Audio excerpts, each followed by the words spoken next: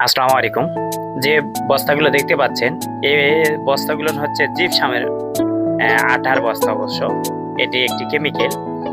হয়তোবা আমাদের এলাকার মধ্যে সর্বপ্রথম ফার্স্ট টাইম একটি কাজ হতে যাচ্ছে, জিপসাম বোর্ডের কাজ। আপনাদের যদি কারো এরকম কোনো ধরনের জিপসামের কাজ লাগে, অবশ্য আমাদের সঙ্গে যোগাযোগ করতে পারেন।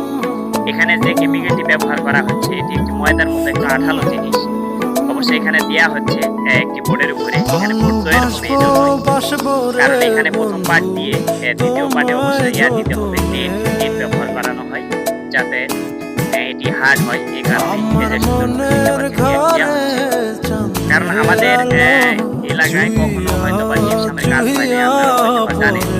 কারণ আমাদের এলাকায় অবশ্য ফার্স্ট টাইম জিপসামের বোর্ডের কাজ হওয়ায় আপনাদের মাঝে অবশ্য ভিডিওটি তুলে ধরলাম। আপনারা অবশ্য পুরো ভিডিও দেখতে থাকেন। আর এই বোর্ডগুলো কেমনে ফিটিং করা হয় এবং কেমনে কাজ করানো হয়, সম্পূর্ণ কাজটি আমি আমার ভিডিওর মাধ্যমে আপনাদের মাঝে তুলে ধরার চেষ্টা করব।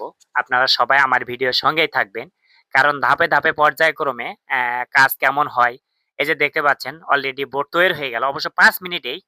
এত হার্ড হয় যে আপনারা না চোখে দেখলে বিশ্বাস করতে পারবেন না। অবশেষে বোর্ডটি তৈরি হয়ে গিয়েছে।